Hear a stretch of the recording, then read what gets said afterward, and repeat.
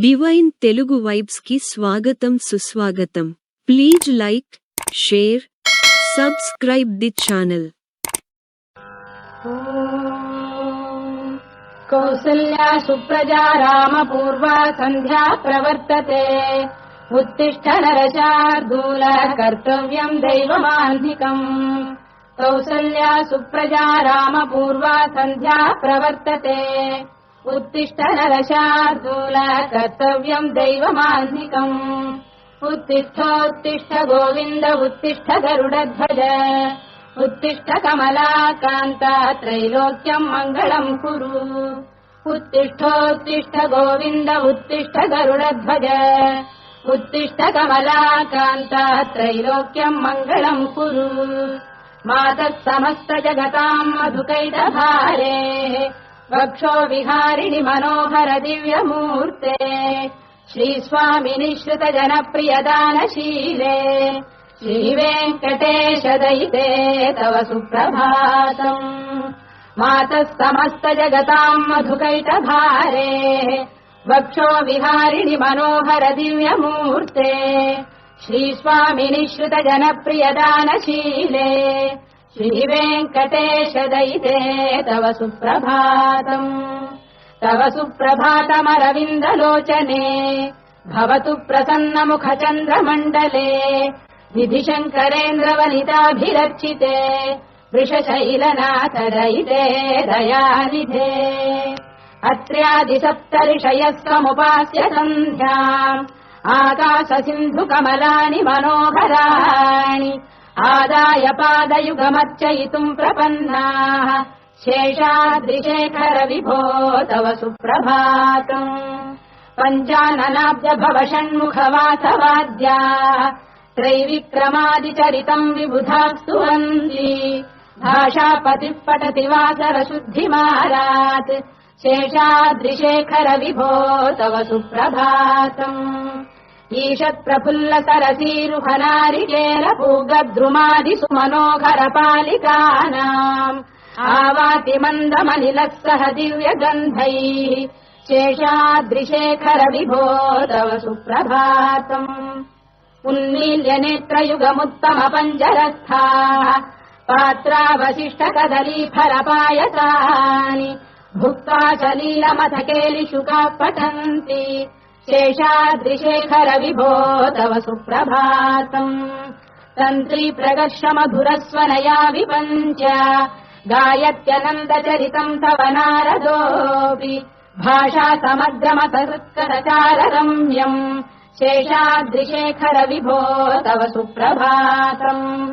భృంగావళీ చ మకరందరసానువిద్ధ జంగార గీత నినదైః సహ సేవనాయ. ధీర్యాత్యుపాంత సరసీ కమలోదరేభ్యః. శేషాద్రిశేఖర విభో తవ సుప్రభాతం. యోషా గణేన వరదద్ధి విమథ్యమానే. ఘోషాలయేషు దధిమంథన తీవ్ర ఘోషాః. రోషాత్ కలిం విదధతే కగుభశ్చ కుంభాః. శేషాద్రిశేఖర విభో తవ సుప్రభాతం. పద్మేశ మిత్ర శతపత్ర గతాలివర్గాః. హర్తుम् శ్రియం కువలయస్య నిజాంగలక్ష్మ్యా. భేరీ నినాదమివ బిభ్రతి తీవ్రనాదం. శేషాద్రిశేఖర విభో తవ సుప్రభాతం. శ్రీమన్నభీష్టవరదాఖిల లోకబంధో. శ్రీ శ్రీనివాస జగదేక దయైక సింధో. శ్రీదేవతాగృహ భుజాంతర దివ్యమూర్తే. శ్రీవేంకటాచలపతే తవ సుప్రభాతం. శ్రీమన్నభీష్టవరదాఖిల లోకబంధో. శ్రీ శ్రీనివాస జగదేక దయైక సింధో. శ్రీదేవతాగృహ భుజాంతర దివ్యమూర్తే. శ్రీవేంకటాచలపతే తవ సుప్రభాతం. శ్రీస్వామి పుష్కరిణికాప్లవ నిర్మలాంగాః. శ్రేయోర్ధినోహర విరించ సనందనాద్యాః. ద్వారే వసంతి వరవేత్ర హతోత్తమాంగాః. శ్రీవేంకటాచలపతే తవ సుప్రభాతం. శ్రీశేషశైల గరుడాచల వెంకటాద్రి నారాయణాద్రి వృషభాద్రి వృషాద్రి ముఖ్యాం. ఆఖ్యాం త్వదీయ వసతేరనిశం వదంతి. श्रीवेङ्कटाचलपते तव सुप्रभातम् सेवापरा शिव सुरेश कृशानुधर्म रक्षोऽम्बुनाथ पवमान धनाधिनाथाः बद्धाञ्जलि प्रविलसन् निज शीर्षदेशाः श्रीवेङ्कटाचलपते तव सुप्रभातम् घाटीषु देवि खगराज मृगाधिराज नागाधिराज गजराज हयाधिराजाः स्वस्वाधिकारमहिमाधिकमर्थयन्ते श्रीवेङ्कटाचलपते तव सुप्रभातम् सूर्येन्दुभौम बुधवाक्परिकाव्यसौरिस्वर्भानुकेतु दिविषत्परिषत्प्रधानाः त्वद्दासदासचरमावधिदासदासाः श्रीवेङ्कटाचलपते तव सुप्रभातम् त्वत्पादधूलिभरितस्फुरितोत्तमाङ्गाः स्वर्गापवर्गजनपेक्ष निजान्तरङ्गाः कल्पागमाकलनयाकुलताम् लभन्ते श्रीवेङ्कटाचलपते तव सुप्रभातम् तद्गोपुराग्रशिखराणि निरीक्षमाणाः स्वर्गापवर्गपदवीम् परमाम् श्रयन्तः मर्त्या मनुष्य भुवने मतिमाश्रयन्ते श्रीवेङ्कटाचलपते तव सुप्रभातम् श्रीभूविनायक दयादिगुणामृताब्धे देवाधिदेव जगदेक शरण्यमूर्ते श्रीमन्ननन्त गरुडाधिभिरर्चिताङ्घ्रे श्रीवेङ्कटाचलपते तव सुप्रभातम् श्रीपद्मनाभ पुरुषोत्तम वासुदेव वैकुण्ठ माधव जनार्दन चक्रपाणे श्रीवत्स चिह्न शरणागत पारिजात श्रीवेङ्कटाचलपते तव सुप्रभातम् कन्दर्पदर्पहर सुन्दर दिव्यमूर्ते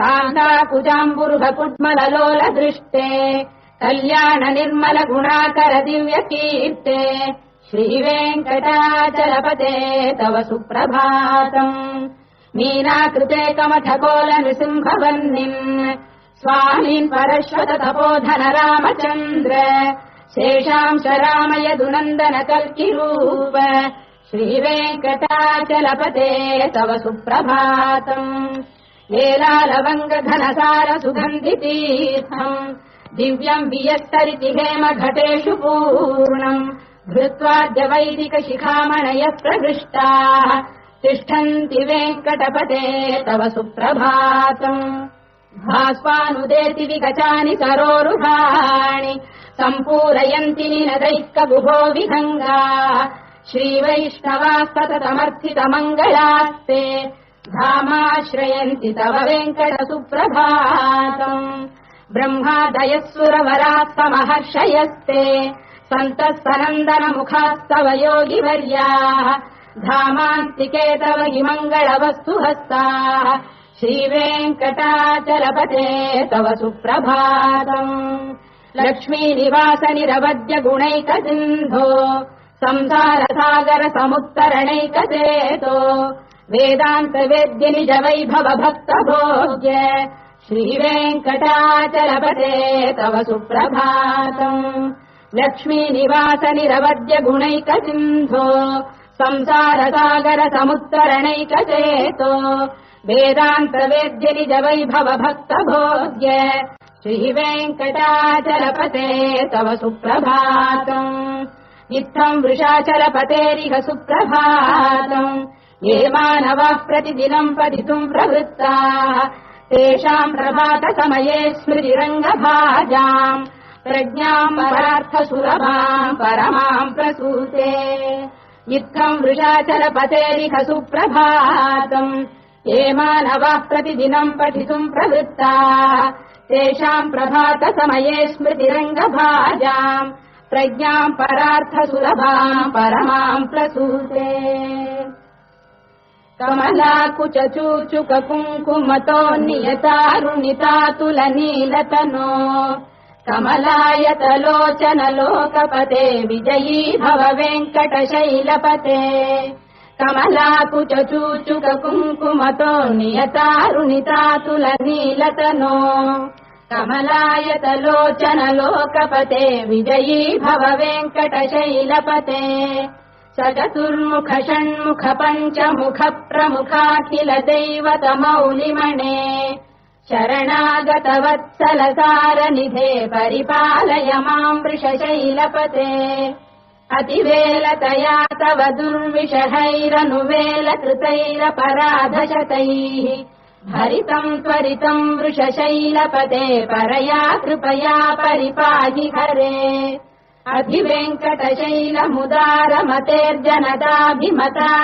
अधिवेङ्कटशैलमुदारमतेर्जनदाभिमताधिकदानरतात् परदेवतया गदितान्निगमै कमलादयितान्न परम् कलये कलवेणुरवावशगोपवधू शरकोटिवृता स्मरकोटिसमात् प्रतिवल्लविकाभिमताः सुखदात् वसुदेवसुतान्न परम् कलये अभिराम गुणाकरदाशरथे जगदेकधनुर्धर धीरमते रघुनायक राम रमेश विभो वरदो भवदेव दयाजलधे अवनीतनया कमनीय करम् रजनीकर चारुमुखाम्बुरुहम् रजनीचर राजतमो मिहिरम् महनीयमहम् रघुराममये सुमुखम् सुहृदम् सुलभम् सुखदम् स्वनुजम् च सुखाय ममोघशरम् अपहाय रघुद्वहमन्यमहम् न कथञ्चन कञ्चन जातु भजे विना वेङ्कटेशम् ननाथो ननाथः सदा वेङ्कटेशम् स्मरामि स्मरामि हरे वेङ्कटेश प्रसीद प्रसीद प्रियम् वेङ्कटेश प्रयच्छ प्रयच्छ विना वेङ्कटेशम् ननाथो ननाथः सदा वेङ्कटेशम् स्मरामि स्मरामि हरे वेङ्कटेश प्रसीद प्रसीद प्रियम् वेङ्कटेश प्रयच्छ प्रयच्छ अहम् दूरतस्ते पदाम्भोजयुग्म प्रणामे क्षयागत्य सेवाम् करोमि सकृत्सेवया नित्यसेवा फलम् त्वम् प्रयच्छ प्रयच्छ प्रभो वेङ्कटेश अज्ञानिना मया दोषानशेषान् विहितान् हरे क्षमस्वत्वम् क्षमस्वत्वम् शेषशैलशिखामणे अज्ञानिना मया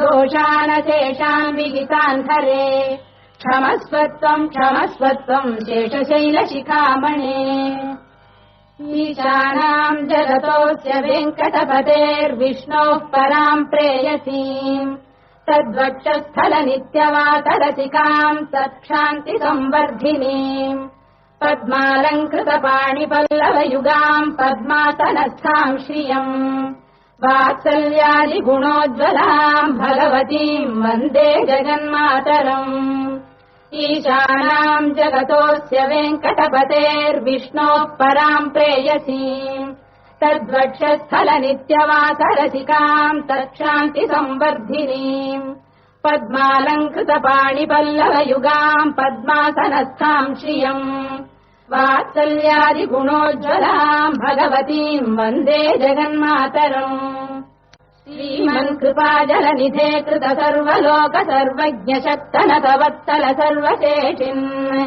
स्वामिन् सुशील सुलभाश्रित पारिजात श्रीवेङ्कटेश चरणौ शरणम् प्रपद्ये श्रीमन्कृपाजलनिधे कृत सर्वलोक सर्वज्ञ शक्तनतवत्सल सर्वशेषिन् स्वामिन् सुशील सुलभाश्रित पारिजात श्रीवेङ्कटेश चरणौ शरणम् प्रपद्ये आनूपुरार्पित सुजात सुगन्धि पुष्प सौरभ्य सौरभकरौ समसन्निवेशौ सौम्यौ सदानुभवनेऽपि नवानुभाव्यौ श्रीवेङ्कटेश चरणौ शरणम् प्रपद्ये सद्यो विकासितमुदित्वरसान्द्रराग सौरभ्य निर्भर सरोरुपसाम्यवार्ताम् सम्यक् सुसाहसपदेषु विलेखयन्तौ श्रीवेङ्कटेश चरणौ शरणम् प्रपद्ये रेखामयध्वज सुधाकलशातपद्रवज्राम्बुशाम्बुरुहकल्पकशङ्खचक्रैः भव्यैरलङ्कृततलौ परतत्त्वचिह्नैः श्रीवेङ्कटेश चरणौ शरणम् प्रपद्ये ताम्रोदरद्युतिपराजितपद्मरागौ बाह्यै महोभिरभिभूत महेन्द्रनीलौ उद्यन्नखांशु विरुदत्त शशाङ्कभासौ श्रीवेङ्कटेश चरणौ शरणम् प्रपद्ये सप्रेम भीति कमलाकर पल्लवाभ्याम् संवाहनेऽपि तव दिक्क्रममादधानौ कान्ताववाङ्मनसगोचरसौ कुमार्यौ श्रीवेङ्कटेश चरणौ शरणम् प्रपद्ये लक्ष्मीमहीतदनुरूप निजानुभाव नीलादि दिव्यमहिषीकर पल्लवानाम् आरुण्य संक्रमण सकिल सान्द्ररागौ श्रीवेङ्कटेश चरणौ शरणम् प्रपद्ये निज्ञानमद्भिः शिवादि किरीटकोटि प्रत्युक्तदीप्तनवरत्नमः प्ररोहैः नीराजनाविधिमुदारमुपादधानौ श्रीवेङ्कटेश चरणौ शरणम् प्रपद्ये विष्णौ पदे परम इत्युदित प्रशंसौ यौ मद्धौ उत्स इति भोग्यतयाप्युपातौ भूयस्ततेति तव पाणितल प्रतिष्ठौ श्रीवेङ्कटेश चरणौ शरणम् प्रपद्ये पार्थाय तत्सदृशसारथिना त्वयैव यौ दर्शितौ सचरणौ शरणम् व्रजेति भूयोऽपि मह्यमिहतौ करदर्शितौ ते श्रीवेङ्कटेश चरणौ शरणम् प्रपद्ये मन्मूर्धिकालियपणे विकटाटवीषु श्रीवेङ्कटादिशिखरे चिरशिश्रुतीनाम् चित्तेऽप्यनन्यमनसाम् सममाहितौ ते श्रीवेङ्कटेश चरणौ शरणम् प्रपद्ये अम्लानघृष्यरवनीतरकीर्णपुष्पौ श्रीवेङ्कटादिशिखराभरणायमानौ आनन्दिताखिल मनोनयनौ तवैतौ श्रीवेङ्कटेश चरणौ शरणम् प्रपद्ये प्रायः प्रपन्न जनता प्रथमावगाह्यौ मातुस्तनाविव शिशोरमृतायमानौ प्राप्तौ परस्पर तुलामतुलान्तरौ ते श्रीवेङ्कटेश चरणौ शरणम् प्रपद्ये तत्त्वोत्तरै सतत सेव्य पदाम्बुजेन संसारतारकदयार्द्रदृगञ्चलेन सौम्योपयन्तु मुनिना मम दर्शितौ ते श्रीवेङ्कटेश चरणौ शरणम् प्रपद्ये तत्त्वोत्तरै सतत सेव्य पदाम्बुजेन संसारतारकदयार्द्रदृगञ्चलेन सौम्योपयन्तु मुनिना मम दर्शितौ ते श्रीवेङ्कटेश चरणौ शरणम् प्रपद्ये श्रीशश्रिया घटिकया त्वदुपाय भावे प्राप्ये त्वयि स्वयमुपेय दया स्फुरन्त्या नित्याश्रिताय निरवद्य गुणाय तुभ्यम् शान्तिम् करो वृषगिरीश न जातु मह्यम् श्रीशश्रिया घटिकया त्वदुपाय भावे प्राप्ये त्वयि स्वयमुपेय दया स्फुरन्त्या नित्याश्रिताय निरवद्य गुणाय तुभ्यम् स्याम् किम् करो वृषगिरीश न जातु मह्यम् श्रियकान्ताय कल्याणनिधये निधयेऽर्थिनाम् श्रीवेङ्कटनिवासाय श्रीनिवासाय मङ्गलम् श्रियकान्ताय कल्याणनिधये निधयेऽर्थिनाम् श्रीवेङ्कटनिवासाय श्रीनिवासाय मङ्गलम् लक्ष्मी सविभ्रमालोकसुभ्रू विभ्रमचक्षुषे चक्षुषे सर्वलोकानाम् वेङ्कटेशाय मङ्गलम्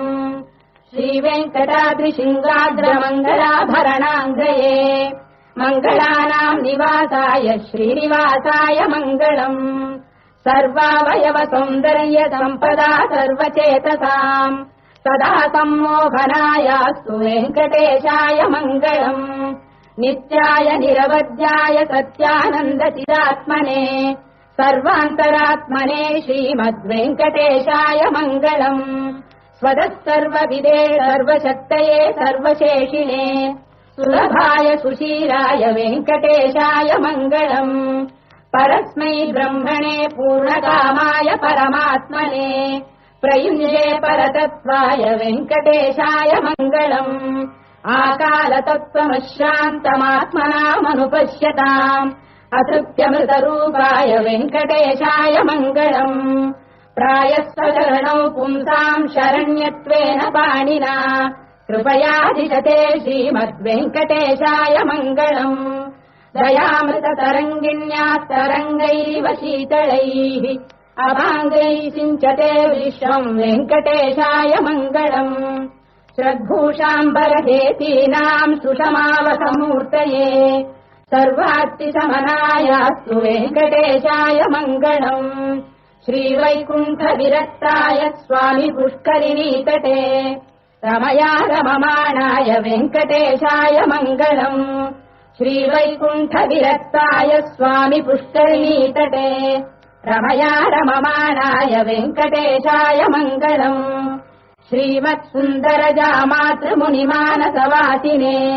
सर्वलोकनिवासाय श्रीनिवासाय मङ्गलम् मङ्गलाशासनपरैर्मदाचार्य पुरोगमैः सर्वैः च पूर्वैराचार्यैः सत्कृतायास्तु मङ्गलम्।